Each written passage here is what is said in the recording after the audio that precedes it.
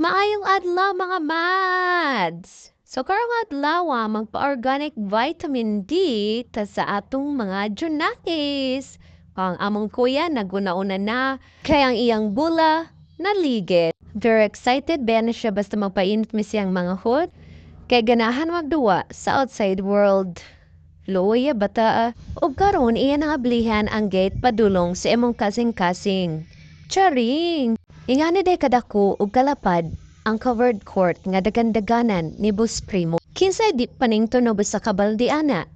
Ug kami po diri ni Nathan nagpainit na. Kinahanglan ni nato ang sunlight sa kabuntagon. Labi na sa mga infant. Kaya ang init sa kabuntagon makaproduce og vitamin D. Makatabang pag-build sa ilang bones ug sa ilang teeth. Makarelax pa mga infant ani if mainitan sila sa kabuntagon. Katulog sila og hapsay. Need jud ang sunlight sa morning, labi na kung infant pa, kay para dili mag-yellow ang baby. So kung mahimo hukasan jud nato ang baby no, wala ra nako kasi si Nathan kay baktasunon ang amua.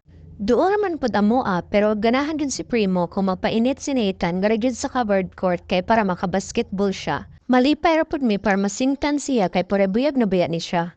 So mauto siya, manguli na mi, kay alas 8 na. Sunod na pod ta mga mads, kay magunauna pa ko unsa i-content.